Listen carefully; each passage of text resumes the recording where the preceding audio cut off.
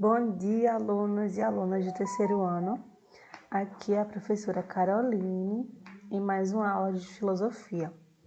Eu espero que vocês estejam todos bem e vamos dar continuidade ao nosso assunto de filosofia da nossa segunda unidade. Lembrando que a gente teve aquelas pausas, não foi, para revisão de prova, correção dos exercícios e tudo mais. Então, os assuntos ficaram bem escanteados. Aí, se você não estiver lembrando, ou se até você mesmo não tiver assistido aqueles vídeos, pausa aí esse vídeo que eu vou dar assunto novo. A gente vai falar sobre agente moral, né, os constituintes do campo moral. E caso você não entenda muito bem, você pausa o vídeo e volta lá para os outros dois, que é que eu dou início sobre a ética, sobre moralidade e tudo mais, tá bom? Então, meu nome é Caroline, como eu já falei para vocês, e a gente vai falar hoje sobre os constituintes do campo ético. A gente já falou sobre juízo de fato, juízo de valor, sobre o que é a consciência moral. E hoje a gente vai dar início ao assunto que fala sobre o que é que constitui esse campo, isso que a gente chama de ética, né? O campo da ética. Bora lá. Para que haja conduta ética, é preciso que exista o agente consciente.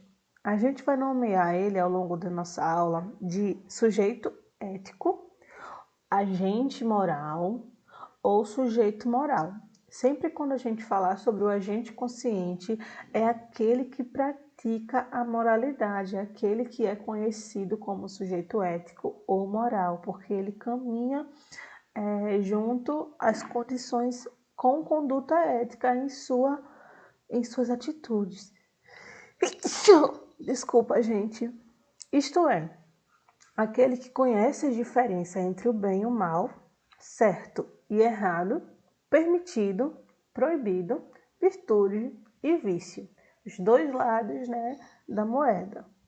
A consciência moral não só conhece tais diferenças, mas também se reconhece como capaz de julgar o valor dos atos e das condutas e de agir em conformidade com os valores morais. A consciência e responsabilidade são condições indispensáveis da vida ética. É uma coisa aí que eu coloquei bem destacado para que a gente consiga perceber que consciência e responsabilidade são condições indispensáveis da vida ética, porque o agente consciente, ele conhece as diferenças do certo e errado, do bem e o mal, do permitido e o proibido, da virtude e do vício, e ele faz isso porque ele é consciente e ele é responsável pelos seus atos. Ele não joga como é que eu posso dizer? Não quero usar a palavra culpa, mas ele não joga a responsabilidade dos seus atos para outras pessoas e para os outros, né? Ele assume a responsabilidade desses seus atos. A consciência moral manifesta-se, antes de tudo, na capacidade de deliberar diante de alternativas possíveis. Tem a capacidade para avaliar e pesar as motivações pessoais, as exigências feitas pela situação enfrentada, as consequências para si e para os outros, a conformidade entre os meios e os fins, a obrigação de respeitar o estabelecido ou de transgredi-lo, se isso estabelecido for moral ou injusto. Várias coisas, né, que estão estabelecidas em nossa sociedade que consideramos injusto. Então, nós, enquanto agente consciente, nós temos essa capacidade de transgredir essas questões, se isso for considerado imoral ou injusto. Algumas atitudes consagradas, né, compactuadas no nosso dia a dia, a gente pode observar isso, podemos deliberar as nossas alternativas possíveis de compactuar com essas situações ou de transgredir, se isto for imoral ou injusto. Agora, se isto for justo e moral, a gente tem a obrigação de respeitar isto que foi estabelecido. A vontade é esse poder deliberativo e decisório do agente moral. A nossa vontade é que nos torna capazes de decidir por qual atitude nós iremos caminhar. Para que exerça esse poder sobre o sujeito moral, a vontade deve ser livre.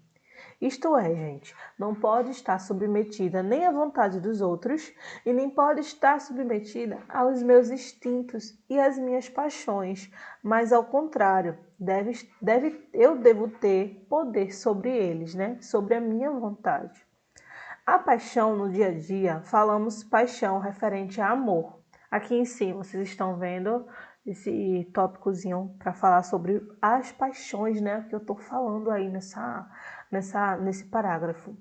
Eticamente, porém, o amor é uma entre muitas paixões, pois paixão significa todo desejo, emoção ou sentimento, repare bem, ou sentimento causado em nós, ou por uma força irracional interna, ou pela força incontrolável de alguma coisa externa que nos domina, como por exemplo, alegria, tristeza, amor, ódio, medo, esperança, cólera, inveja, avareza, orgulho. Tudo isso que eu acabei de dizer são exemplos de paixões. Paixões que agem em nós e que a gente, através de nossa vontade, a gente pode escolher agir, deliberar o nosso agir referente a essas paixões. Se a gente vai ceder a esses instintos, a essas paixões que agem em nós externamente ou internamente, ou as vontades dos outros, ou será uma vontade livre, portanto, uma vontade ética. O campo ético é assim constituído pelos valores e pelas obrigações, que formam o conteúdo das condutas morais, isto é, as virtudes. Estas são realizadas pelo sujeito ético, principal constituinte da existência ética. É o que a gente vai falar hoje. Mas espera aí, vamos compreender bem esse parágrafo aí. O campo ético, ele é constituído do sujeito moral e dos meios e dos fins morais, que a gente vai falar um pouco depois, né?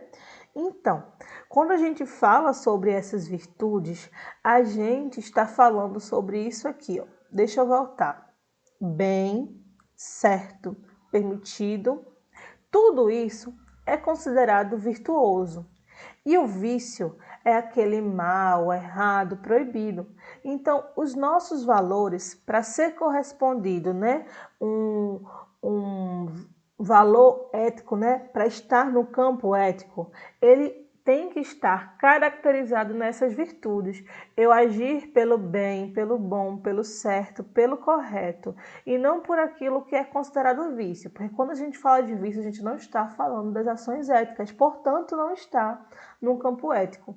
Portanto, o campo ético é constituído pelos valores e pelas obrigações, que formam os conteúdos das condutas morais, isto é, as virtudes. São essas virtudes que formam o conteúdo que está dentro dos valores e das obrigações que a gente faz durante o dia a dia, para a gente pender sempre para aquilo que é considerado virtuoso, correto, bem, e não para aquilo que é o vício, o mal, o antiético e tudo mais. E todas essas questões que eu estou falando agora, essas atitudes virtuosas, eu parei para beber água agora, desculpe. Estas são realizadas pelo sujeito moral, principal constituinte da existência ética. E agora a gente vai falar sobre esse agente moral. Quando a gente fala de agente, a gente está falando de atividade, aquele que age, aquele que em sua atividade está todas essas questões aqui que a gente falou de ética e de moralidade. E como eu já falei, a gente pode falar sujeito ético, sujeito moral, agente moral. Quando eu estou falando dessa pessoa, eu estou falando daquele que está agindo. Por isso que essa palavra é agente. O sujeito ético ou moral, ou seja, a pessoa moral, só pode existir se for, olha aí, são quatro, como é que eu posso dizer? São 4 apontamentos para que esse sujeito ético ele possa existir. Ele deve ser consciente de si e dos outros. isto é, capaz de refletir e de reconhecer a existência dos outros como sujeitos éticos e iguais a si.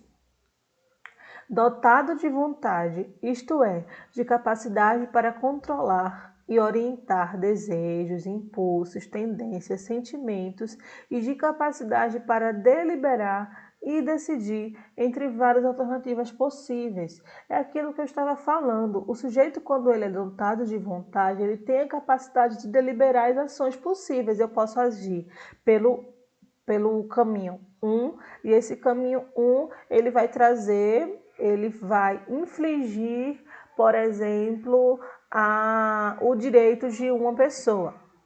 Por exemplo, o direito da liberdade de expressão. Ou o direito da liberdade de expressão, né? Da pessoa e eu também ser livre a ter um credo religioso diferente do meu.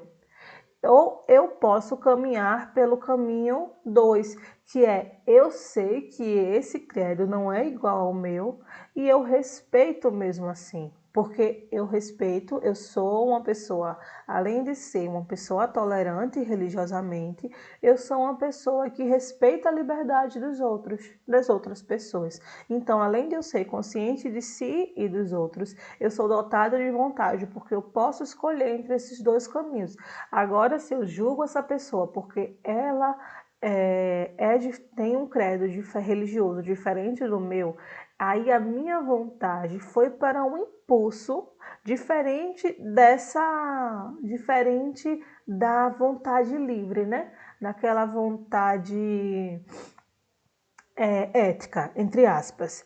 Eu deixei os meus impulsos, as minhas paixões, seja as paixões religiosas, seja a minha ira, seja, deixa eu ver outras questões, o que é que dá numa pessoa, né, quando ela é intolerante religiosamente, aquela única certeza absoluta, né, de que o caminho que ela está seguindo. Então, quando eu deixo de seguir essa vontade livre e parto para esses impulsos, eu não, como é que eu posso dizer? Eu não cumpro, né, com esse objetivo do campo da ética e não posso ser considerada uma pessoa moral.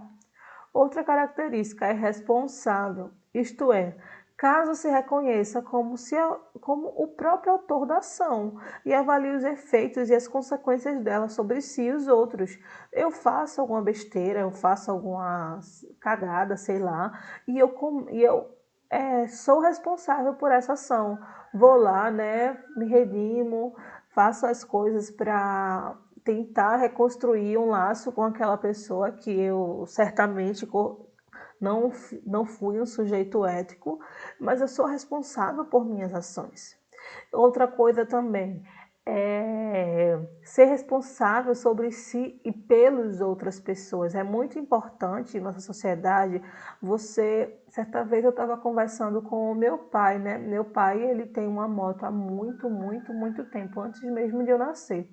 E certa vez ele disse, Carol, quando eu disse que quero tirar minha carteira, e que eu sou louca por moto também, né? Eu fui criada com ele. E ele disse, Carol, moto é muito complicado, porque moto você tem que dirigir por si, né? Pilotar por si e pelos outros. Você tem que estar atento ao que você está fazendo e ao que os motoristas e outros motociclistas vão fazer. Ciclistas, pedestres. Então, você tem que ser responsável pelas suas ações e pelas ações dos outros. Então, isso é ser um agente moral, isso é ser um agente ético, um sujeito ético. Porque você está lá querendo prevenir acidentes, querendo prevenir mortes, querendo prevenir que as pessoas percam, né, dias de trabalho, acamadas e tudo mais. Até você, responsável pelo seu corpo, porque não tem, né, aquela proteção que o carro dá. Então ele me falou isso. Eu estava na parte de trás da moto, né, na garupa, e ele falava... Carol, tem certeza que tu quer uma moto? Por que tu não junta um dinheirinho e compra um carro assim, né, de segunda mão? Eu disse, não, pai, eu sou louca por moto e na minha rotina, né, vai ajudar mais. eu tenho uma moto. Então ele me explicou essa questão de que ele tem que dirigir por si e tem que ficar prestando atenção cotidianamente, sempre quando ele estiver no trânsito, sempre que ele estiver no sinal, engarrafado ou não, ele tem que prestar atenção no que os outros vão fazer, porque ele é um alvo muito fácil. E outras pessoas, e ele quer evitar também o acidente com outras pessoas.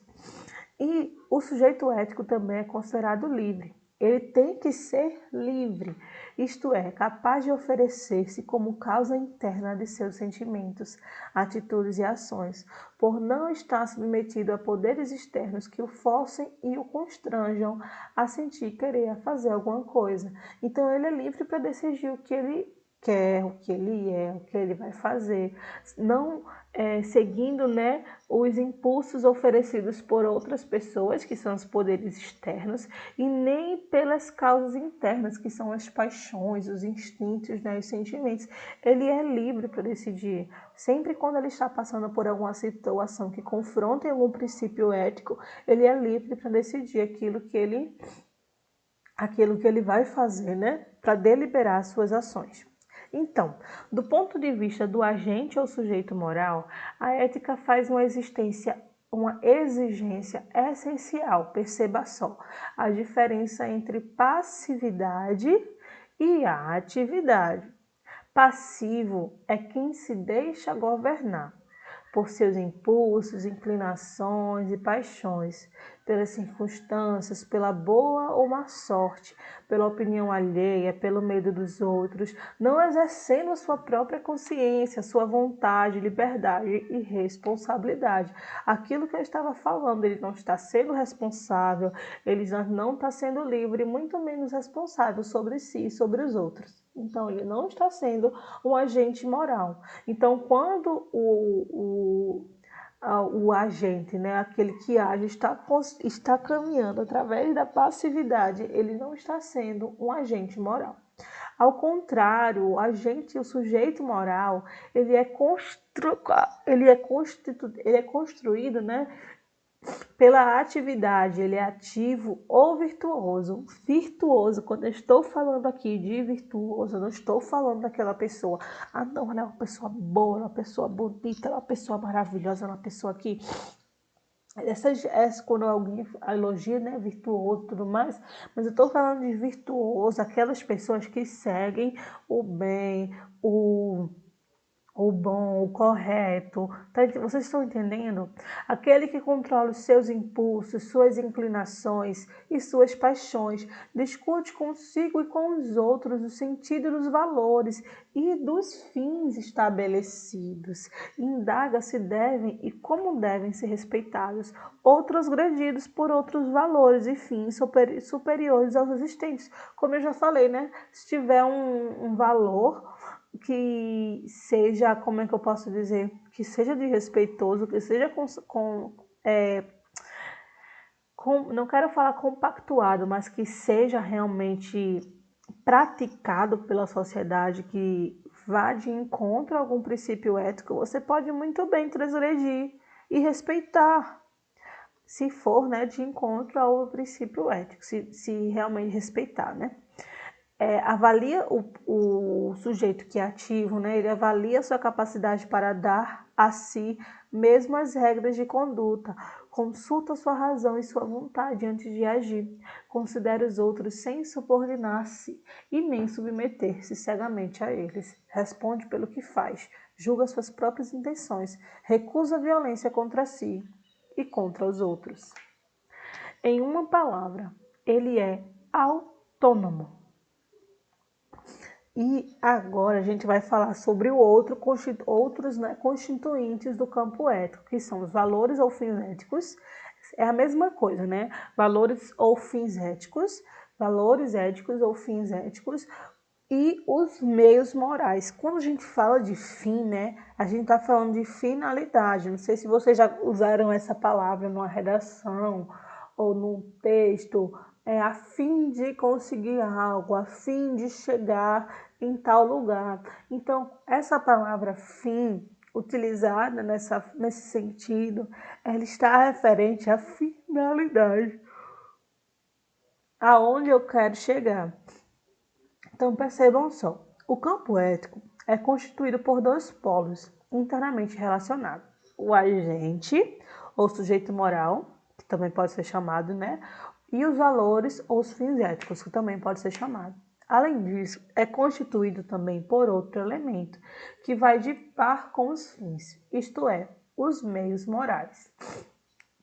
Do ponto de vista dos valores ou fins éticos, a ética exprime a maneira como uma cultura ou uma sociedade definem para si mesma o que julgam ser mal e o vício, a violência e o crime, e como contrapartida o que consideram ser o bem, a virtude, a brandura e o mérito.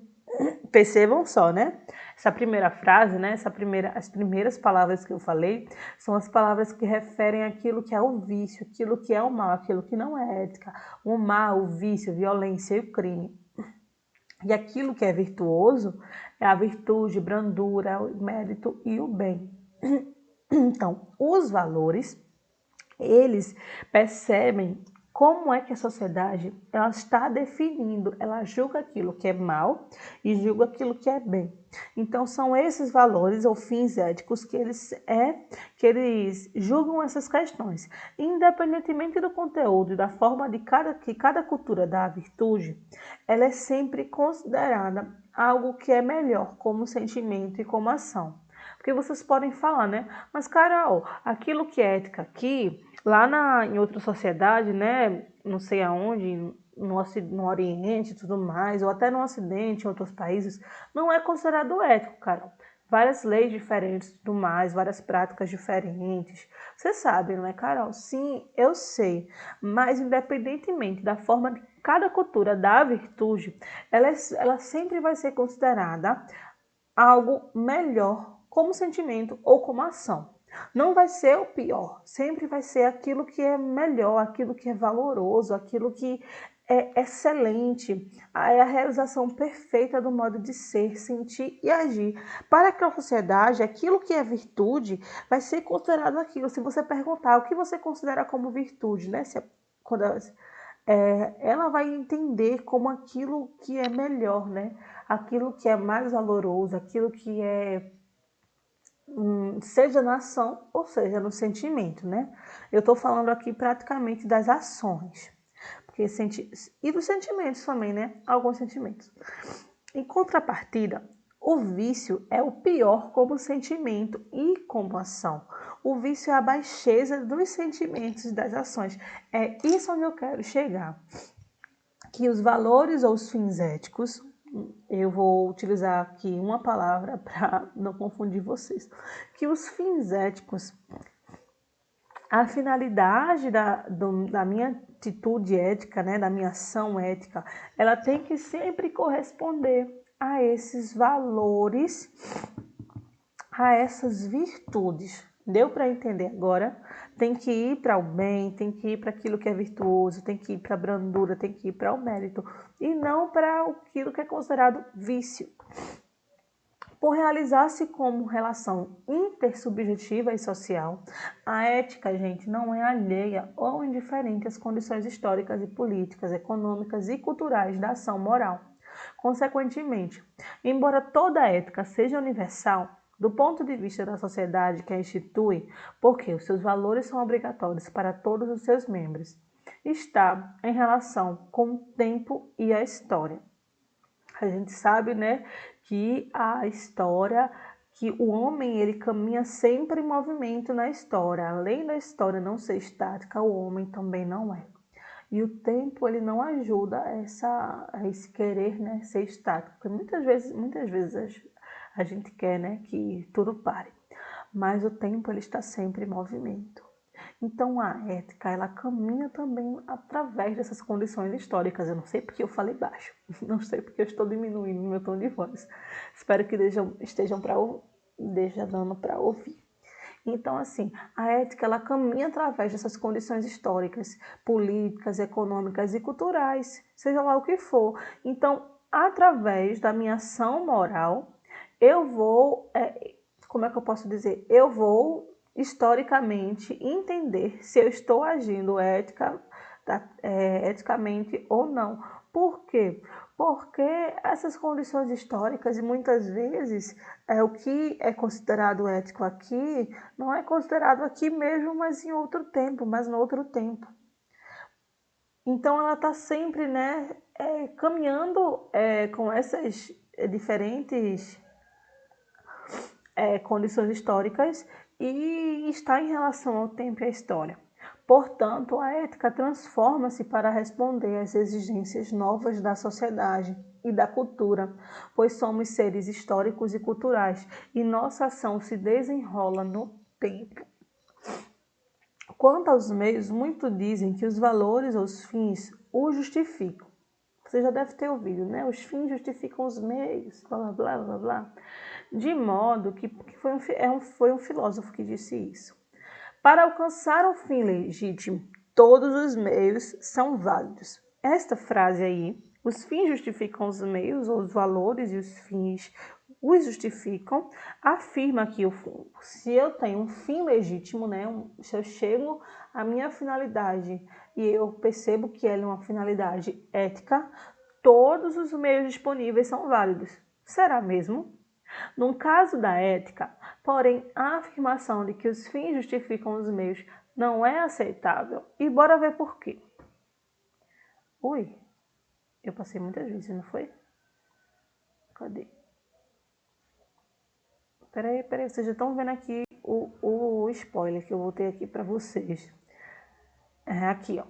Suponhamos uma sociedade que considere um valor e um fim moral a lealdade entre os seus membros. Bora ver, né? Bora imaginar uma sociedade que considere um valor e um fim moral a realidade entre os seus membros, a lealdade entre os seus membros.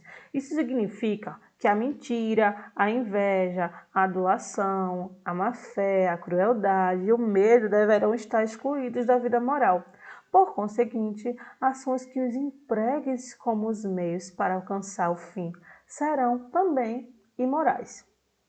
No entanto, para forçar uma pessoa à lealdade, seria possível pensar em fazê-la sentir medo da punição pela deslealdade ou em mentir a ela de modo que não perdesse a confiança em certas pessoas e continuasse leal a elas?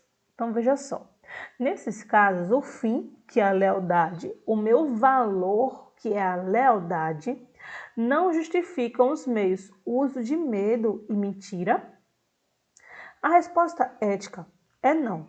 Por quê, Carol? O cara aí não foi leal. O cara aí, o fim não é lealdade? O cara não está sendo leal, mas ele está utilizando o medo e a mentira para que essa lealdade aconteça. Está mentindo, fazendo com que ele acredite em certas pessoas ou que ele perca a confiança em certas pessoas. Ou também ele está impondo um medo para que essa pessoa continue leal, né, a esse senhor e tudo mais. Porque esses meios desrespeitam a consciência e a liberdade da pessoa moral, gente. Essa pessoa não está sendo livre, essa pessoa não está sendo responsável pelos seus atos, que agiria por coação externa e não por reconhecimento interior e verdadeiro do fim ético. Ela não está percebendo que eu devo agir, sobretudo, com lealdade, mesmo que não haja medo, ou mesmo que não haja punição, ou mesmo que não haja mentira, eu devo agir com lealdade. Ela não está pensando sobre isso, ela não está sendo livre. No caso da ética, portanto, nem todos os meios são justificáveis, mas apenas aqueles que estão de acordo com os fins da própria ação. Em outras palavras, fins éticos exigem meios éticos. Eu espero que vocês tenham entendido isso, né?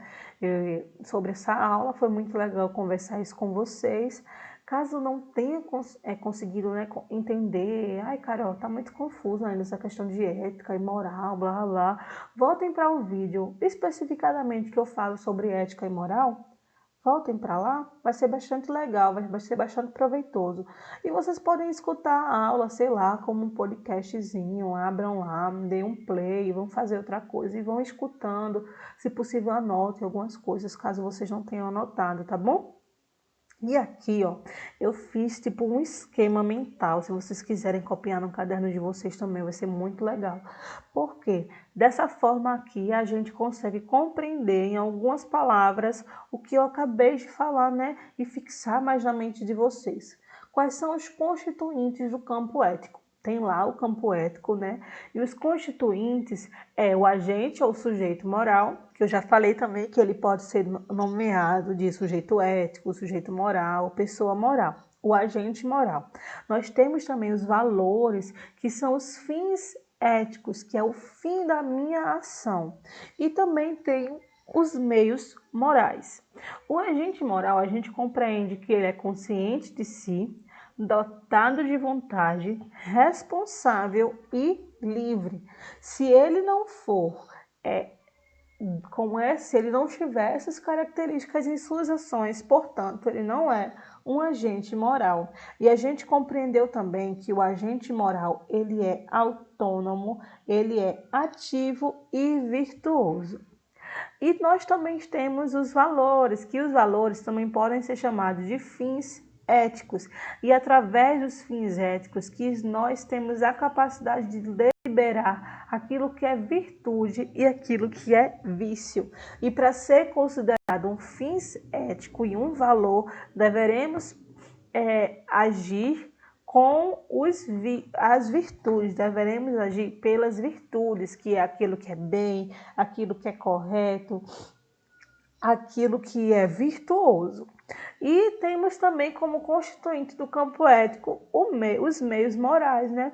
Que é a forma que eu sigo para chegar a esse fim, a esse valor ético. E a frasezinha que eu coloquei aqui é a última frase da nossa aula.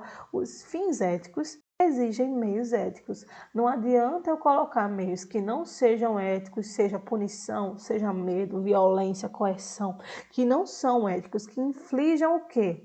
A liberdade, a responsabilidade, a vontade, a consciência de si mesmo para atingir um fim ético. Não adianta, os meios têm que ser também éticos.